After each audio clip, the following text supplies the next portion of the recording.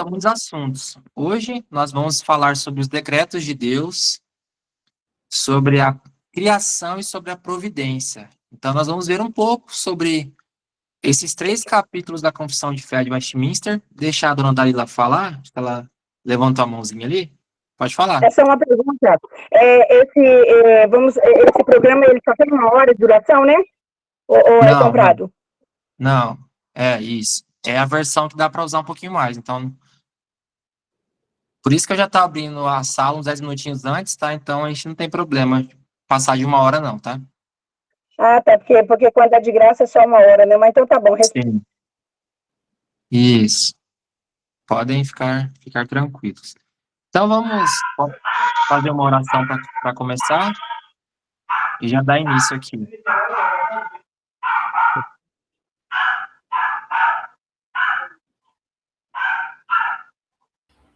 Giovana, se puder abaixar esse microfone, isso, obrigada. Às vezes eu consigo mutar, mas às vezes demora para eu ver quem é. Enfim, vamos lá. Deus, obrigado por mais uma semana que o Senhor nos dá. Obrigado por mais uma oportunidade de estudar a Confissão de Fé. Obrigado porque o Senhor tem nos ensinado semana após semana. Nós queremos que esses conhecimentos sejam práticos, possam ajudar em nossa vida cotidiana, possam ajudar a nossa maneira de ensinar, de servir ao Senhor, Pai. Abençoe nesse dia, que trataremos sobre esses assuntos, que não são assuntos fáceis, mas que o Senhor nos dê graça, Pai, para aprender um pouco mais nessa noite, em nome de Jesus. Amém. Sim. Bom, como eu disse, está aí na tela, nós veremos um pouco do capítulo 4, que fala sobre os decretos, ou sobre o decreto eterno de Deus, sobre o capítulo 5, que fala sobre a criação, e o 6, que fala da providência. Por que tratá-los de maneira conjunta? Porque Deus decreta tudo, e nos capítulos 5 e 6, que é da criação e providência, nós vemos o que exatamente ele decreta, né?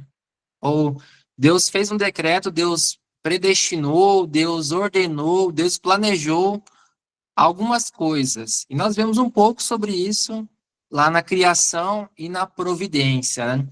Vou falar mais sobre os decretos e um pouco sobre a criação e sobre a providência. Então, deixa eu começar aqui. Nossa bibliografia, né, como já nós temos visto, se você quiser e puder adquirir, é um livro muito, muito bom. Como eu disse, eu tenho a segunda edição, muda poucas palavras, que é essa versão aqui da capa branca, poucas revisões, mas é a mesma coisa. Se você achar só na capa branca, também é ótimo, né? Então,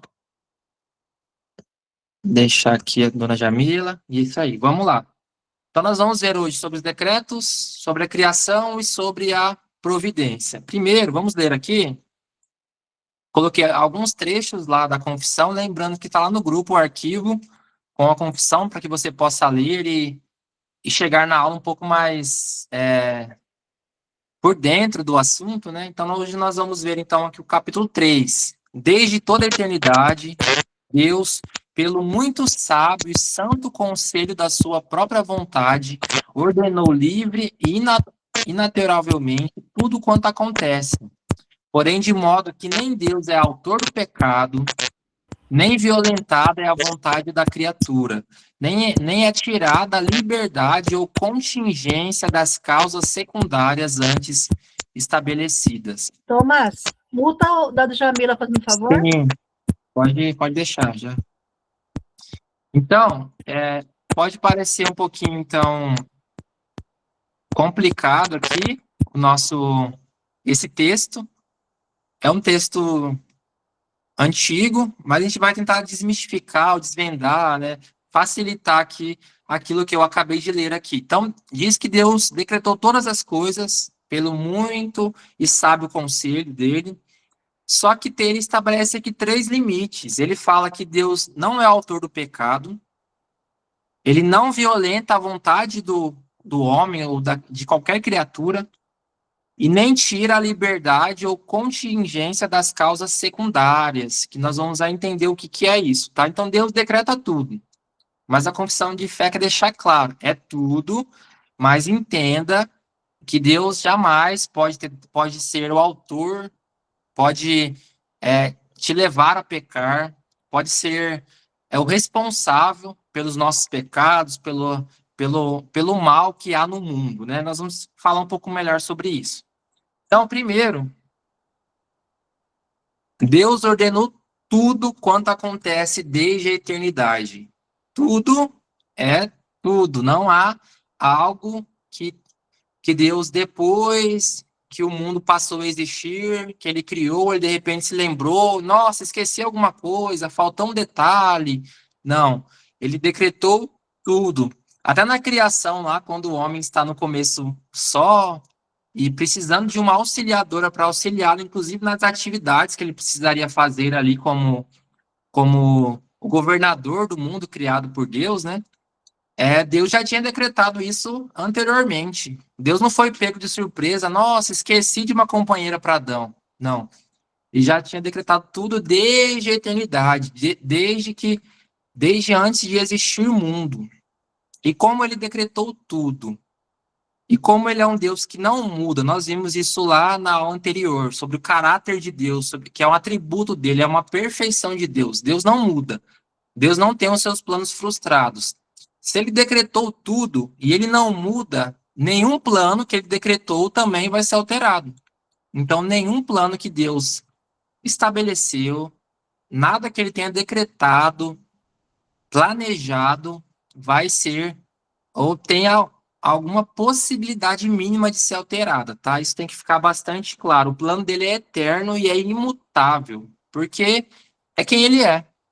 Deus é alguém que não muda. Não é como para fazer uma associação conosco, né? Eu planejo, eu me esforço para cumprir os meus planos, tenho disciplina, vou lá e faço tudo que está ao meu alcance, mas pode acontecer alguma coisa que está fora do meu alcance. Porque eu não sou imutável. Eu posso querer não mudar meu plano, mas mesmo que eu não queira mudar meu plano, isso pode acontecer. Mas Deus não. Deus é quem ele é. Faz parte do caráter dele. Ele não muda. Então, nenhum plano dele tem alteração. E nesse sentido, então, Deus criou tudo de maneira, nós vimos também na última aula, que ele é sábio, que ele é onisciente, onipotente, que ele conhece todas as coisas. Lembra que eu falei várias vezes, ao mesmo tempo, ele conhece as coisas presentes, passadas e futuras, tudo ao mesmo tempo. Ele não prevê o futuro, ou ele não tem essa ideia de tempo como nós temos, né? Ele é senhor sobre o tempo. Ele vê ao mesmo tempo aquilo que já se passou, aquilo que está acontecendo, aquilo que vai acontecer.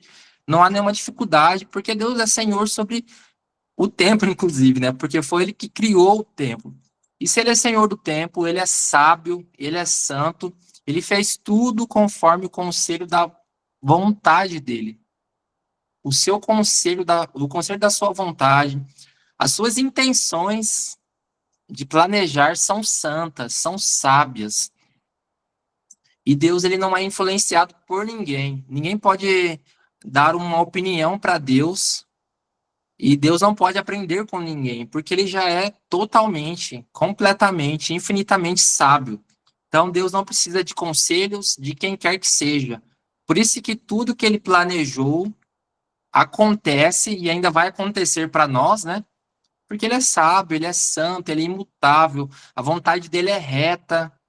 Deus, como eu e como você, nós podemos mudar de ideia também nos nossos projetos, porque nós podemos olhar para eles e ver e pensar, nossa, esse projeto vai dar errado, ou eu pensei errado, eu me equivoquei, né, eu não pensei muito bem. Mas Deus não. A sua vontade, por ser sábia e santa e reta, não há possibilidade disso acontecer, tá? Porque, mais uma vez, isso é quem ele é. Faz parte do caráter dele. Ele também é sábio, ele é santo. Se ele é santo e sábio, tudo que ele faz também é sábio e santo. Então, o que nós poderíamos esperar de um Deus que é sábio e santo?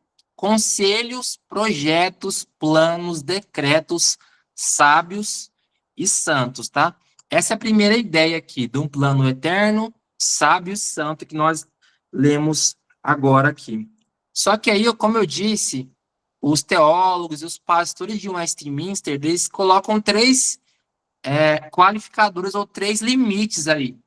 Deus é sábio, santo, ele decretou tudo, mas tem três limites para esse decreto dele. Porque Deus não pode agir contra a sua própria natureza. Ele não pode agir contra o seu próprio caráter, que é santo. Se Deus é santo, como é que Deus poderia decretar ou ser o responsável ou te levar a pecar? Não faz nenhum sentido. Então, por isso que a afirmação que nós lemos quer deixar bastante claro. Deus ordenou tudo quanto acontece.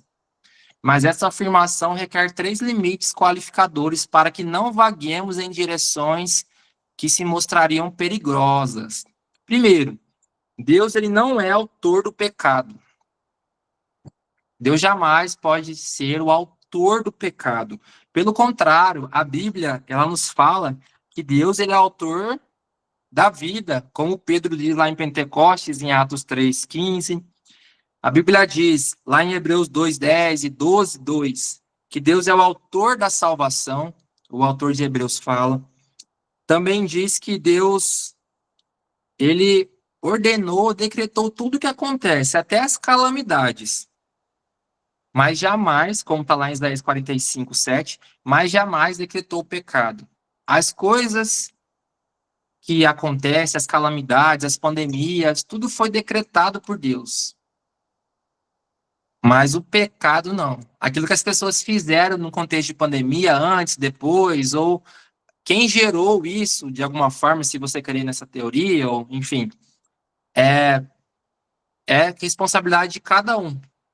Mas Deus jamais pode ter decretado ou ser o autor do pecado. E essa declaração é bastante complicada de nós entendermos. E o teólogo lá que escreveu esse material para nós, ele dá uma dica muito boa.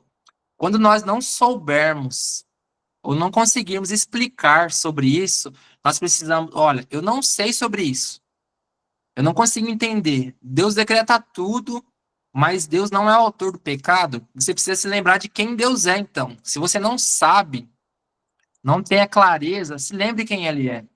Lembre-se que nós estamos falando de um Deus que é santo. Sendo santo, Deus não compactua com as obras do maligno, com o pecado, com os desejos da carne, com tudo que possa ir contrário à sua natureza que é santa. Não há nenhuma possibilidade de Deus pecar ou ser o autor do pecado. Lembre-se disso.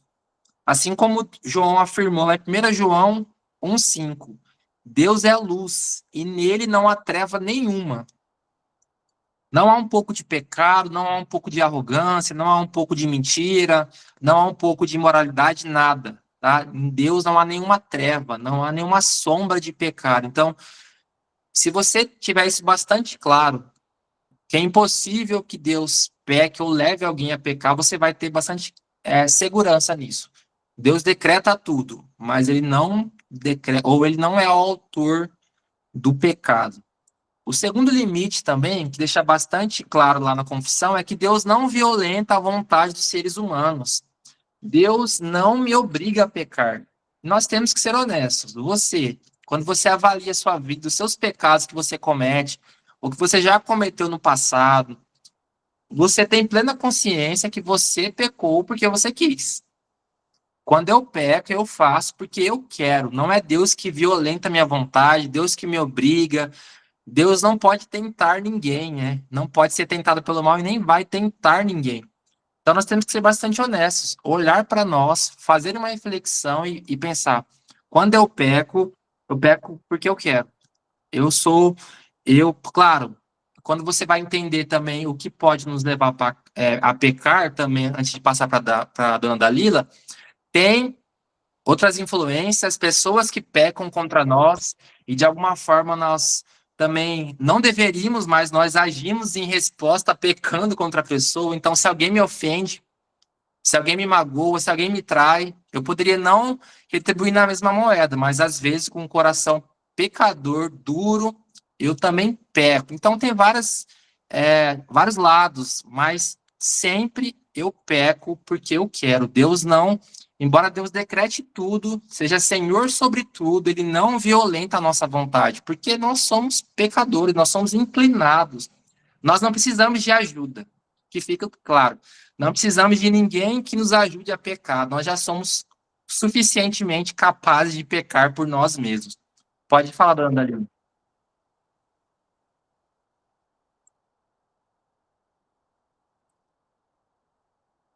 Dalila, quer falar? Então, nós sabemos que Deus criou todas as coisas. Aí a gente fala assim que ele não criou o pecado, ele não compactua com o pecado, e é claro que a gente sabe que ele não compactua com o pecado. Mas aí, quando a gente olha, por exemplo, a Caim e Abel, quando Caim pecou, né, contra Abel ali, Deus criou os dois. Então, mas Deus já sabia que isso ia acontecer. Deus já tinha esse plano de Caim matar Abel, né? Então, mas aí, não foi ele que permitiu colocar no coração de Caim essa maldade toda para matar, para cometer o primeiro homicídio ali? Então, e aí? A gente pensa, Não. aí você leva a gente pensar o quê, então? Foi Deus que criou o coração de Caim e o de Abel também, né? Sim, E aí? sim. Não foi ele? Deus A gente sabe criou que não, isso. né? No caso de Abel e Caim é um pouco mais fácil de explicar, porque já estão no contexto E por isso pós-queda, né? Eles já estavam porque eu fiz corrompidos o exemplo dos pelo dois, né? pecado, né? Isso. Todos eles já, quando Adão, lá como representante, caiu, pecou, comeu do fruto proibido, toda a criação, né? Toda a criação, natureza, inclusive Abel e Caim, alguns defendem que eles já eram vivos ou não. Essa não é a questão, né? Mas todos foram afetados pelo pecado. Então, eles já tinham um coração inclinado para o mal. Não foi Deus que colocou o mal neles. Foi Adão que, desobedecendo a palavra de Deus, Eva, desobedecendo ao Senhor, caíram no estado em que foram criados, pecando contra Deus. E aí, Abel e Caim já tinham essa inclinação para o mal. Deus, claro, Deus, depois ele usa essa situação para nos ensinar, para nos edificar, né? Mas naquele momento Deus não foi responsável, foi Caim, com seu egoísmo, com a sua inveja, com a sua satisfação, com a sua desobediência, porque Deus, olha como é interessante, você não pode falar que Deus é o culpado, né? Você de modo geral, né? Eu não posso falar. Porque Deus fala para Caim, olha, se você proceder bem, você não vai ser aceito. O seu pecado está sempre à porta, mas cumpre a você dominar o seu pecado. Deus deixa bastante clara a responsabilidade humana. Deus criou Abel e Caim no estado de santidade, mas após Adão ter caído lá, eles foram corrompidos e agora Deus passa a bola para Abel e para Caim, né? No caso para Caim, que foi quem matou. E falou: Caim, você é responsável, olha. Deus conhecendo o coração de Caim, né, sabendo que ia suceder, mas ele fala: olha, se você proceder bem, você vai ser aceito. Inclusive, olha que interessante, a confissão nesse capítulo fala que Deus conhece até os eventos que nem aconteceram. Por exemplo, Deus sabe até o que aconteceria se Caim tivesse sido obediente. Porque ele conhece todas as coisas, todas as possibilidades, todos os mundos possíveis, como fala na filosofia, para quem é da filosofia, em todos os mundos possíveis Deus conhece. Deus sabe tudo. E aí joga a responsabilidade lá para Caim. E Caim decide desobedecer a palavra de Deus. Ele voluntariamente. Então, por isso, ó, Deus não violenta a vontade dos seres humanos. Deus falou, ó, você não deve fazer isso, mas Caim fez. Assim como nós também. Deus nos fala dia após dia, pela palavra dele, nos fala no sermão de domingo, nas reuniões que nós temos na igreja, e nós voluntariamente decidimos pecar. Quando pecamos, não é porque nós não conhecemos, nós que já conhecemos a Deus, que já fomos salvos, regenerados, justificados, é porque nós quisemos pecar. Então, Deus decretou tudo. E esse é um grande mistério mesmo, né? Mas jamais, por ser santo, ele pode ser o autor do pecado. E nós vamos ver muitas coisas difíceis ainda ao longo desses estudos. Por quê? Porque a palavra de Deus é uma palavra, como diz lá Pedro, né? Paulo, por exemplo, escreveu coisas que nem Pedro conseguia entender, né? E exatamente, nós temos que ter fé na palavra do Senhor, pedir muita sabedoria e crer que tem muitas coisas que nós não vamos conhecer plenamente, passaremos a eternidade sabendo, né? Então, se eu sei que Deus é santo, que ele não violenta a vontade do ser humano, e também Deus ordenou o fim desde o início, mas o meio ainda importa. Essa frase aqui tem a ver lá com o slide primeiro lá, né, que diz que nem é tirada a liberdade ou contingência das causas secundárias antes estabelecidas. Deus, ele ordena, qual que é a ideia de ordena o fim desde o início? Deus decretou te salvar. Ele ordenou, planejou te salvar. Mas depois de ter planejado te salvar, Jesus Cristo ainda precisou, ou ainda precisava vir à Terra, nascer, viver, cumprir toda a lei, morrer na cruz, ressuscitar, ser assunto ao céu. Todo o desenrolar da história precisava acontecer. Deus decretou te salvar, mas mesmo assim você precisou ainda ouvir o evangelho, seja você que foi criado num contexto já cristão, ou você que se converteu. Deus já tinha decretado que você seria salvo, mas as coisas, o meio ainda importa. O desenrolar da história ainda faz parte do decreto de Deus. Deus decretou, e é como se Deus decretasse, ainda estivesse decretando, né? Claro, tudo já foi decretado, mas como se os decretos tivessem sido ainda estivessem sendo cumpridos na história. É isso que acontece, tá? Conosco. Deus prometeu que ia te salvar, te decretar, ele garante que você vai ser salvo, então ele faz tudo para que você seja salvo. Ele te ajuda no processo de santificação, por exemplo, quando você está desanimado, quando você está em pecado, quando você está abatido.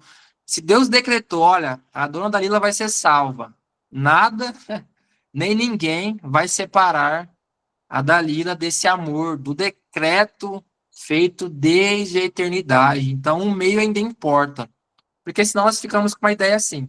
Deus decretou, sentou no trono dele lá, e agora o mundo segue aí como se não tivesse um Senhor soberano. Não.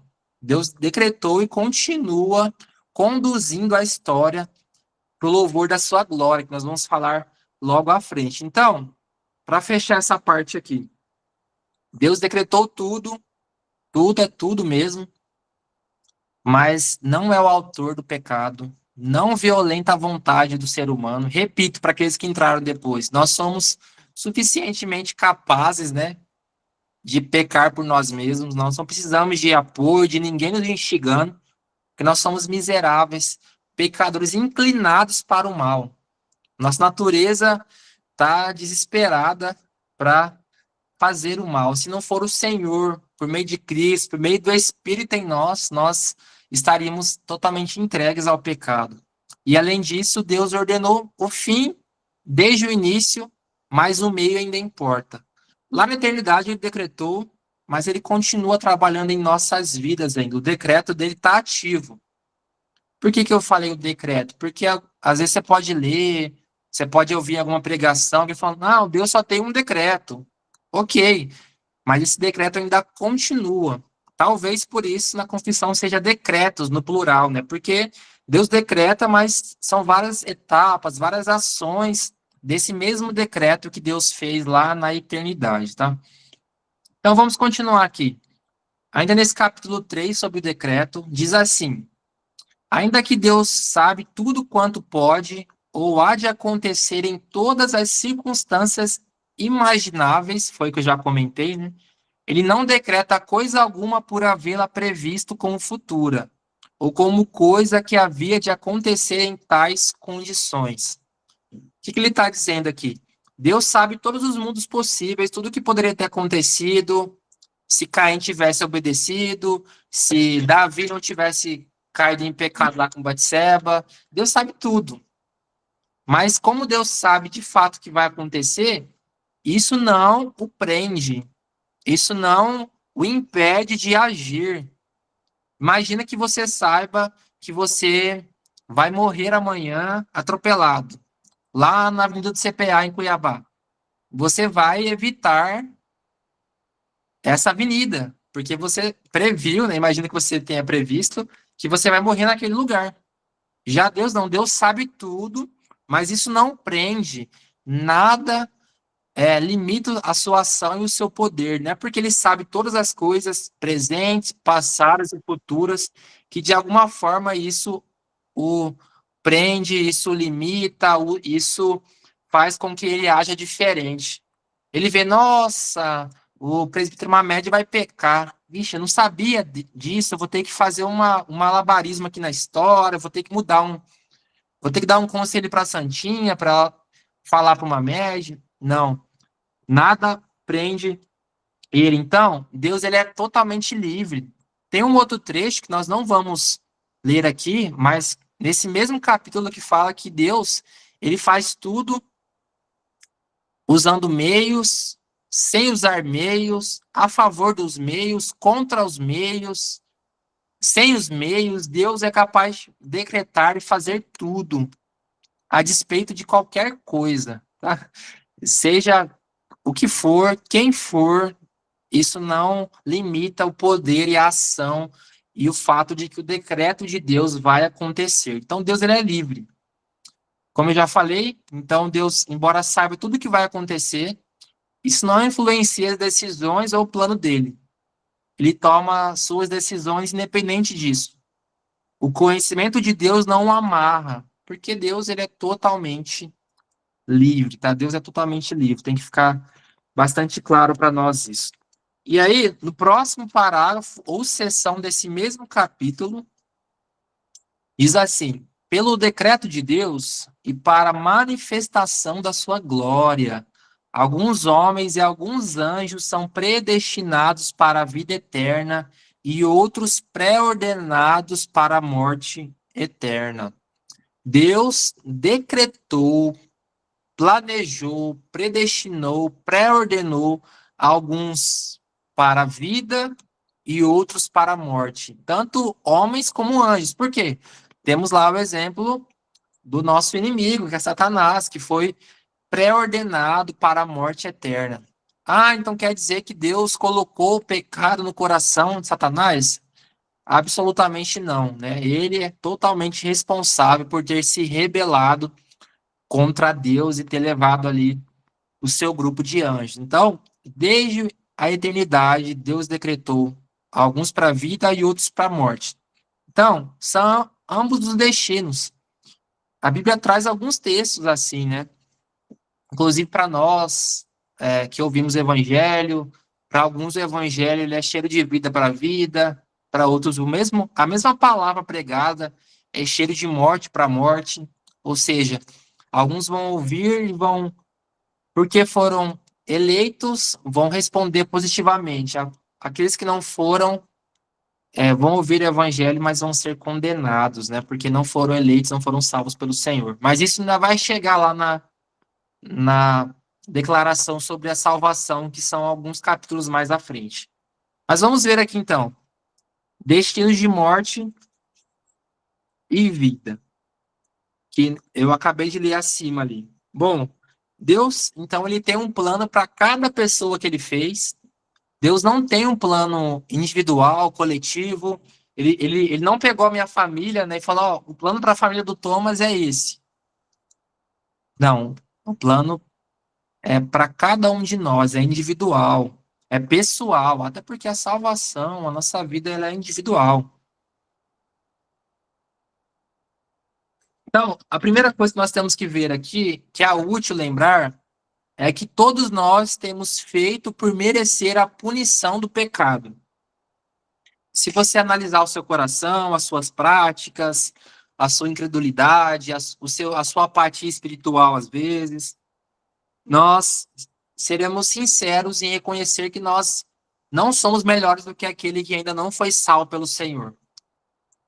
Todos nós merecemos a punição do pecado, que é a morte, para sempre viver longe do Senhor no inferno. Mas nós precisamos entender que Deus decidiu nos salvar, né? Ele escolheu nos salvar apesar de nós merecermos, tá?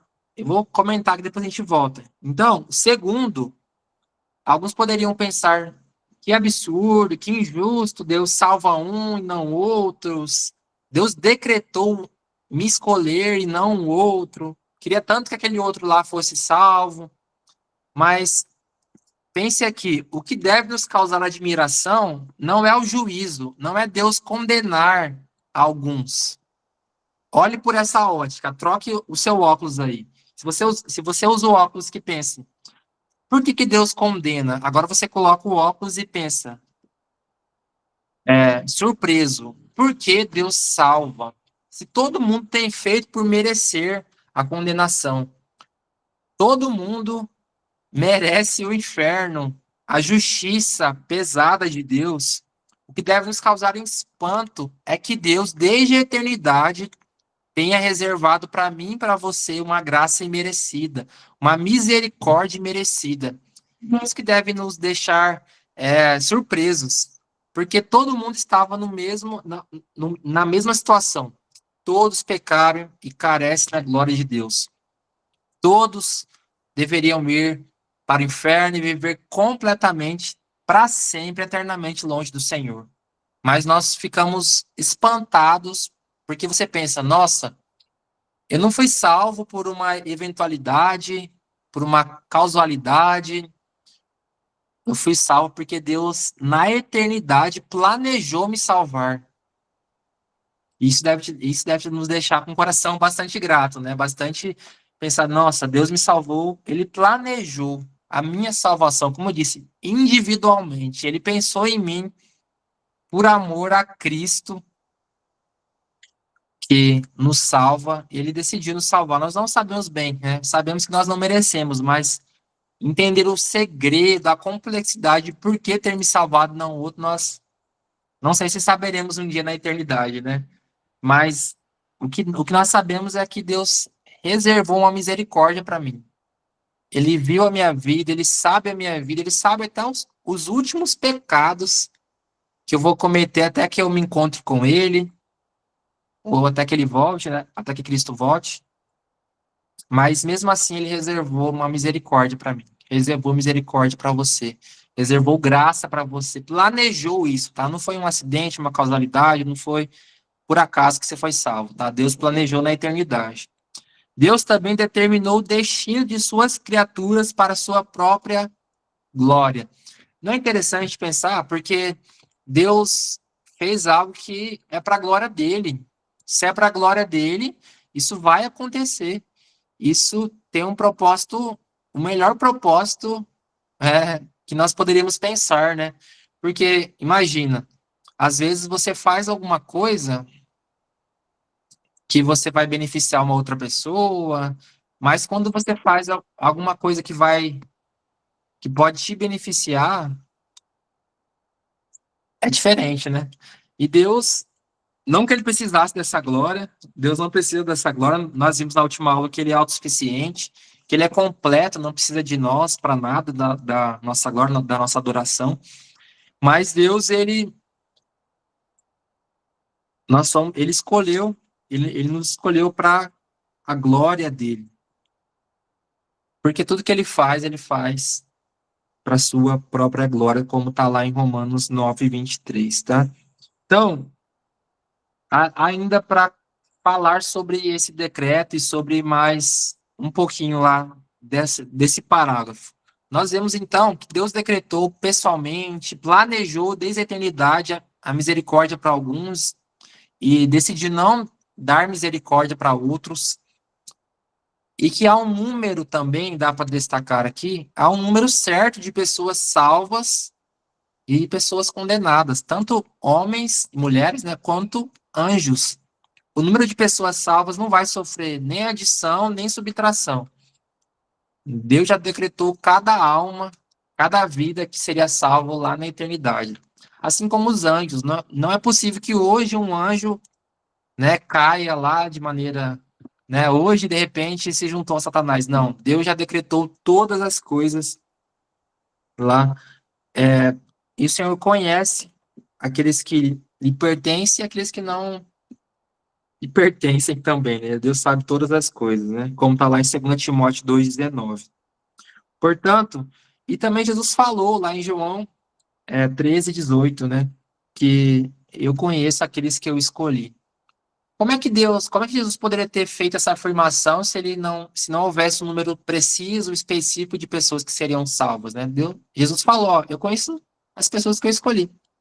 Conhece todos já. Eu já me conhecia, já te conhecia, Deus sabe todas as coisas, tá? Além de ser um número certo, somente em Cristo, ou esse decreto está enraizado em Cristo. Deus, ele decidiu nos escolher, como está lá em Efésios 1:9, ele nos predestinou por meio de Jesus Cristo. Então, o propósito dele para nós é o propósito, né? É proposto em Cristo, né? A graça que nos que nos é dada é a graça que foi concedida, né? Ou conquistada por meio de Cristo na cruz, antes dos tempos eternos.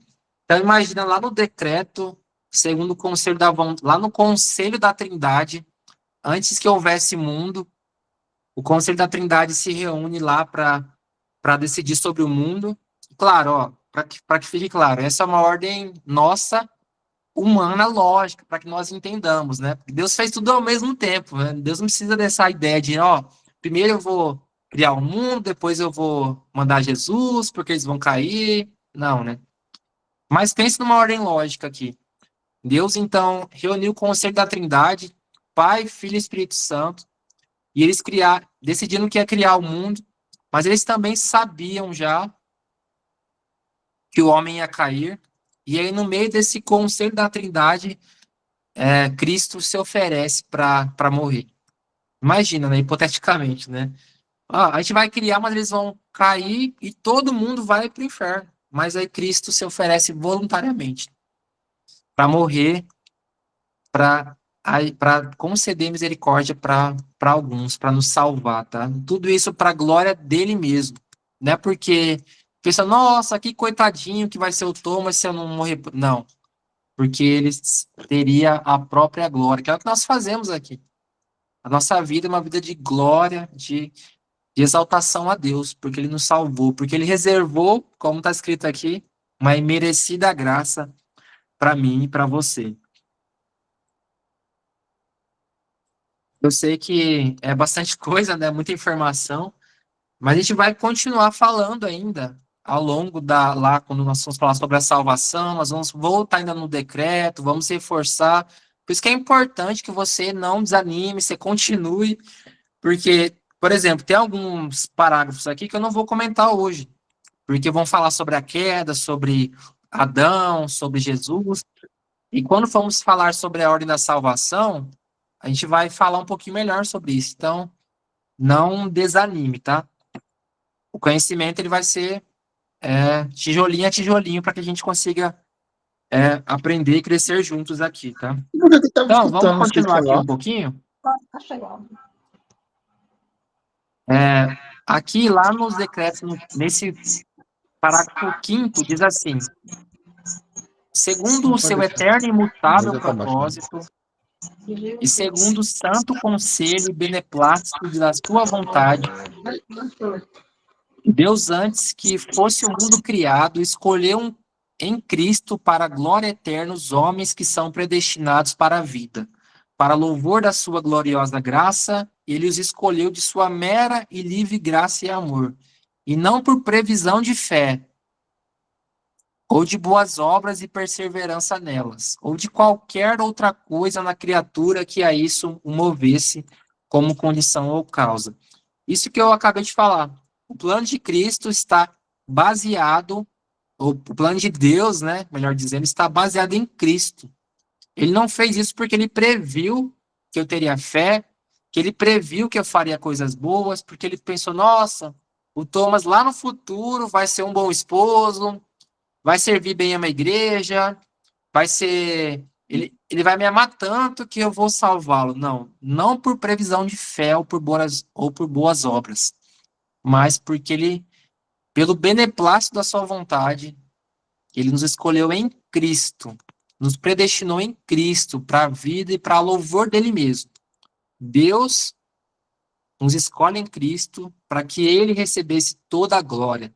Porque se fosse pela minha capacidade de crer, pelas minhas boas obras, a glória seria dada a mim.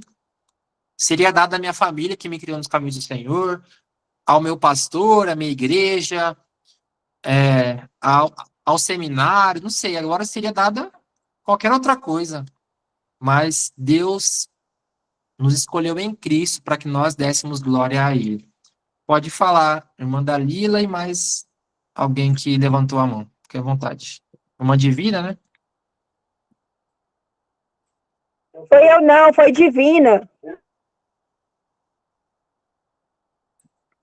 Tranquilo. Então, Foi sem querer, querendo. tranquilo. Tranquilo, tá? Fiquem à vontade. Então, a gente falou que isso eu já havia comentado, para falar um pouco então sobre a criação. Falamos um pouco sobre o decreto, e como eu disse, para acalmar, nós vamos voltar a falar sobre o decreto lá um pouco, ao falar sobre a salvação, porque tem a ver. A salvação Deus já decretou, né? E como eu disse, ele decretou as causas primárias e as secundárias, que eu nem entrei muito nisso, mas Deus decretou lá que te salvaria, mas também decretou como é que isso aconteceria na história. Deus decretou que ia te salvar lá, mas você não foi salvo na eternidade, você nem existia. Então isso aconteceu, esse decreto, ele é, digamos, consumado, ele é realizado ao longo da história. Você nasceu, foi regenerado, você ouviu a palavra, você se converteu, você foi justificado, você passou a viver em santidade. Então, isso foi um processo, né, que tem acontecido ao longo da história e não na eternidade. Mas vamos ver um pouco aqui sobre a criação e sobre a providência.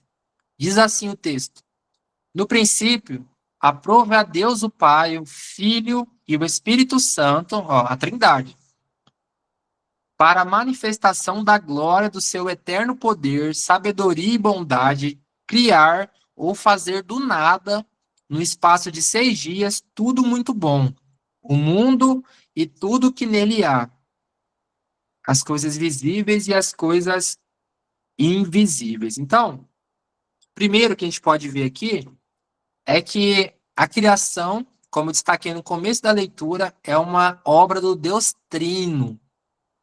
Até comentamos na última aula. Então, o Pai, o Filho e o Espírito Santo participaram, criaram todas as coisas, as visíveis e as invisíveis. Aquilo que nós podemos ver, a natureza, o ser humano, e até as coisas invisíveis, os anjos, aquilo que você não conhece sobre a criação, que está distante de você aí. Tanto as visíveis, tanto as invisíveis, as conhecidas e as que você não conhece. Deus criou tudo. E isso foi uma obra do Deus Trino, Pai, Filho e Espírito. Como está lá em João 2 e 3, que diz que Deus... agora fugiu o texto, né? Um texto bastante conhecido. Mas que... Deixa eu lembrar aqui, por favor.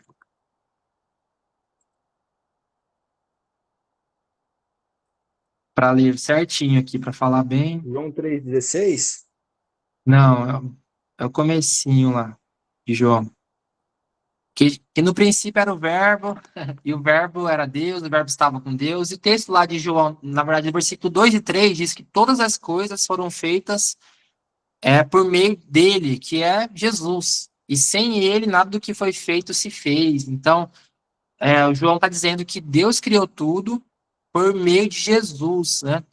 Isso que também está lá em Jó, capítulo 33, 4, que fala sobre o Espírito, que o Espírito é um Espírito criador, tá? Então você pode anotar esse texto aí que fala sobre tanto o Filho participando da criação, quanto o Espírito como um agente criador, tá? Pelo menos esses dois versos aí.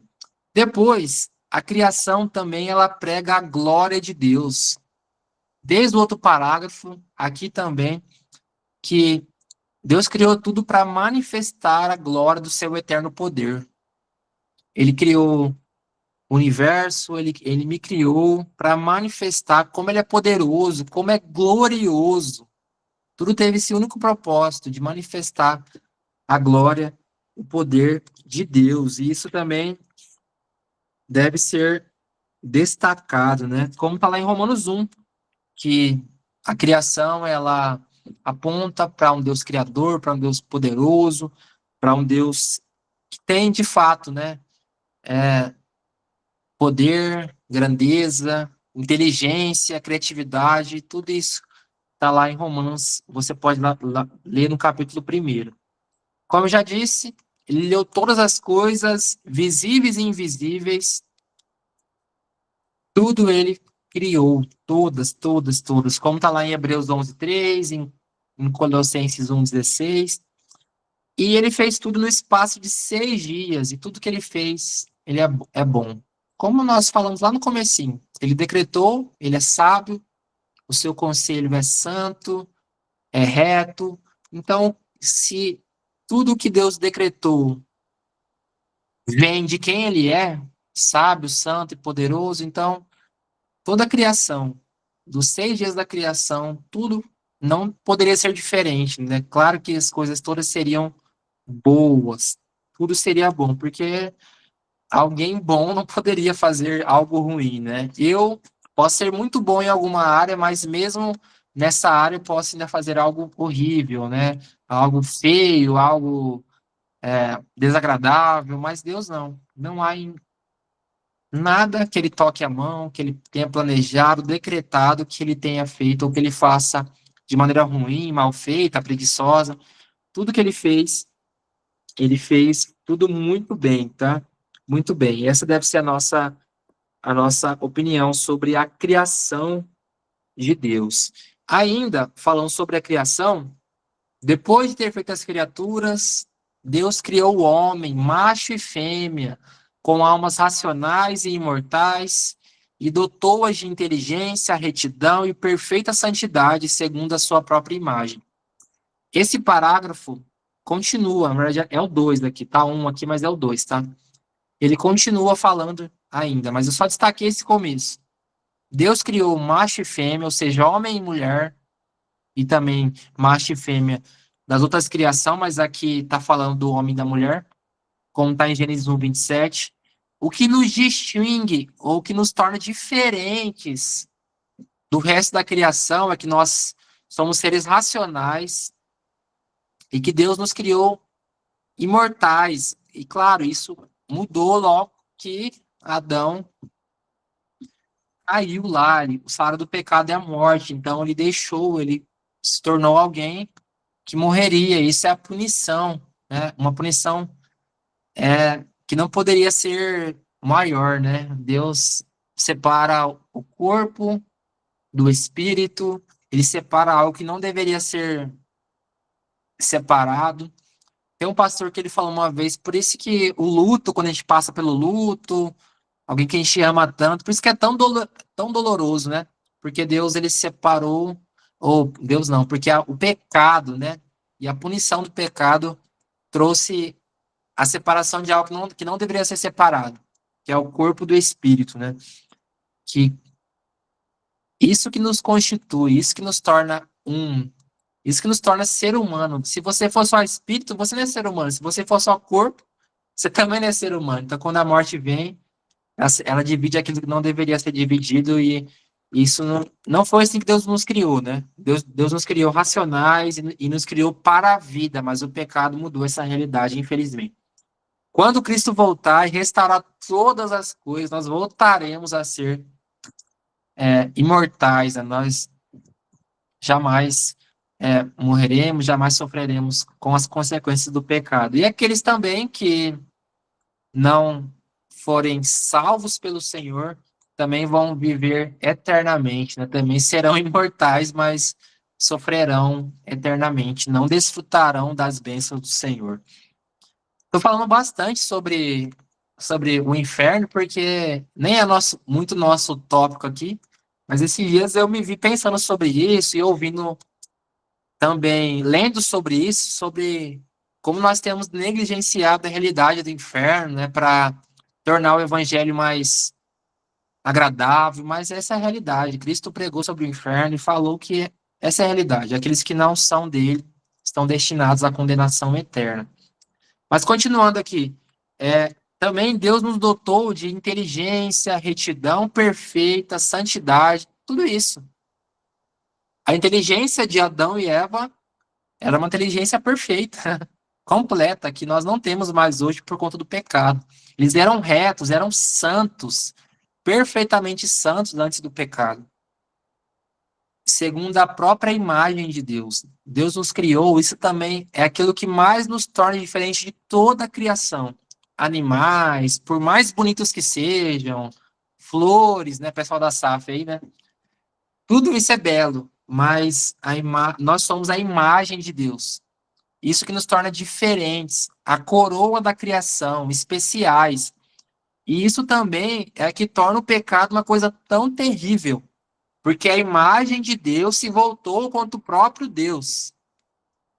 Nós, às vezes, vemos aqueles filmes de máquinas, de robôs que se voltam contra os seus donos, né? E parece chocante. Mas o robô é diferente de um humano. Agora, imagina a imagem do próprio Deus, alguém que foi criado completamente inteligente, reto, perfeitamente santo.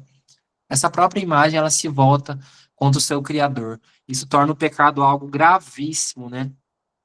E que é algo, de fato, bastante triste, né? Então, nós somos imagem dele. E, por conta do pecado, nós não perdemos essa imagem. Não deixamos de ser imagem de Deus. Claro que essa imagem agora está meio desfigurada, está meio embaçada, precisa de óculos para ver a imagem às vezes, né? Mas essa imagem ainda está lá. E um dia essa imagem vai ser completamente restaurada. Um dia voltaremos a ser completamente capazes intelectualmente, completamente retos, perfeitamente santos por meio de Cristo Jesus, tá? Então essa é a nossa esperança. Um dia você vai estudar um assunto como esse, você não vai ter dificuldade como eu, assim como eu tenho, né, dificuldade que eu quis dizer, né? Um dia eu vou estudar e eu fico ansioso por isso. Às vezes lendo a Bíblia ou lendo algum livro, pensando, nossa, como eu sou devagar para entender, né? Mas um dia nós seremos completamente inteligentes e seremos capazes de entender muitas coisas, né? Graças a Deus. Então, vamos continuar aqui, falar um pouquinho sobre a providência. Então, Deus decreta as coisas e o decreto dele é manifesto. Nós conhecemos sobre o decreto dele por meio da sua criação e por meio da sua providência. De maneira prática, né? Beleza, Deus decretou, mas como é que eu vejo isso? Nas coisas criadas e também na maneira como ele governa, como ele sustenta como ele dirige todo o universo, tá? Então, pela sua muito sábia providência, segundo a sua infalível presciência e o livre e imutável conselho da sua própria vontade, Deus, o grande Criador de todas as coisas, para o louvor da glória da sua sabedoria, poder, justiça, bondade e misericórdia, sustenta, dirige, dispõe e governa todas as suas criaturas, todas as ações e todas as coisas, desde a maior até a menor, desde o grandioso universo, né, até a vida de um pequeno inseto, de um pequeno animalzinho, até a vida de alguém como nós, tá? Todas as coisas ele dirige, sustenta, dispõe, ele governa. Então vamos falar um pouquinho sobre isso. Primeiro, a extensão da providência de Deus. Lá em Mateus 10, no versículo 29 a 31, diz que Deus ele cuida desde um pardal ele cuida, conhece, né? Desde um pardal até um fio de cabeça que cai da nossa, até um fio de cabelo que cai da nossa cabeça, né? Todas as coisas ele sustenta e controla. Não há nada insignificante para Deus, não há nada grande demais para Deus. Tudo ele governa, dirige, dispõe, tudo ele sustenta, tudo ele conhece. Como eu já adiantei lá no começo dessa aula, inclusive os nossos pecados, ele conhece tudo. sabe cada pecado, né? O autor do livro aqui traz que Deus, ele conta, né? Ele conta os nossos, ele sabe, ou poderia até contar os nossos pecados, imagina, né? Deus sabe tudo. E mesmo assim, reservou uma imerecida misericórdia, uma imerecida graça para nós. Então, também tem um aspecto aqui da bondade, da providência de Deus. Se eu sei que Deus dirige tudo, controla e sustenta tudo, isso é uma coisa, um fato bastante relevante para a minha vida. Mas eu sei que quem faz isso é alguém que é bom, é alguém que é sábio, é alguém que é santo. Imagina você que confia algum bem, confia o seu filho a alguém, a uma escola, né? E você precisa confiar em quem está dirigindo, quem está sustentando, quem está cuidando ali do seu filho, do seu carro, não sei, de alguma coisa que você tenha em estima. Agora nós podemos confiar nossas vidas a Deus porque Ele é bom. Providência está na mão da melhor pessoa que poderia estar, né? Deus, o nosso Deus Todo-Poderoso, tá? Então está nas boas mãos de Deus, Ele é reto. Há vários salmos, vários textos que falam sobre como Deus conduz de maneira boa todas as gerações, todas as coisas, tá? Já estou finalizando, eu sei que o horário já está um pouquinho adiantado, então para ir para o final aqui, também tem o aspecto da glória da previdência. Da providência, perdão. A glória da providência. Como já falei um pouco sobre a glória, então tudo que Deus faz, todas as providências que Ele toma, Ele faz para o louvor da sua própria glória, no meio do seu povo, no meio do céu, tudo Ele faz para a sua própria glória. Então, quando você refletir sobre a providência de Deus, pensa no aspecto simples, na sua, no alimento que você teve hoje aí. Foi providência de Deus. Então, quando você refletir sobre a providência de Deus, sobre o pão sobre a sua mesa, o objetivo dessa reflexão, desse entendimento é dar glória a Deus. Quando você for grato, quando for refletir, você deve ser grato e essa gratidão deve ser direcionada para Deus. Deus, obrigado pela minha família, pelo meu trabalho, pelo meu alimento. Obrigado porque o Senhor tem sido providente, tem sustentado todas as coisas. Deus decretou lá na eternidade te salvar e cuidar de você. Porque se Deus te deu Cristo, né, o que seriam as coisas simples da vida, né, as coisas não são nada para Ele. Então Deus deve receber a glória, toda a honra, toda a exaltação, porque é para isso que Ele providenciou todas as coisas.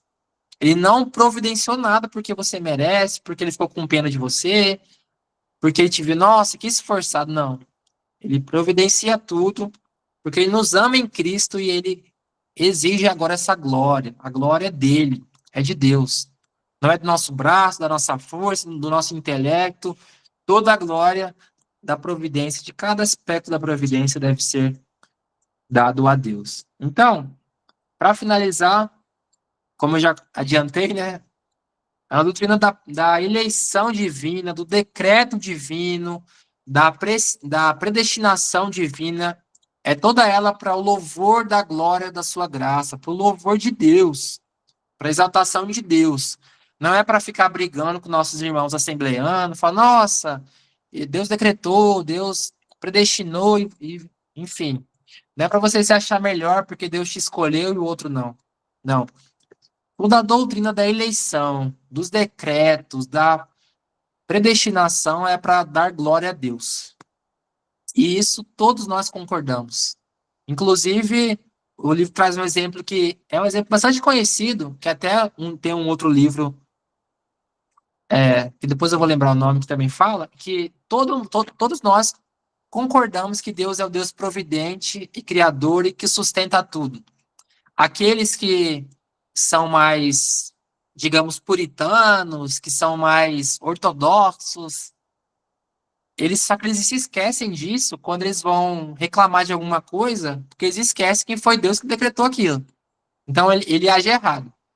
E aqueles que são mais arminianos, eles também não concordam com isso, porque quando eles vão orar, quando eles chegam a Deus de joelhos, eles reconhecem que Deus está no controle de tudo, que Deus decretou tudo, que Deus é Senhor de tudo. Não há ninguém que possa negar essas doutrinas, e tudo deve ser para a honra e glória do Senhor. Nós amamos a Deus porque Ele nos amou primeiro. Por isso que a glória é de Deus, não é nossa. Quando você entende, Deus decretou na eternidade, mesmo sabendo quem eu seria, os pecados que eu cometeria.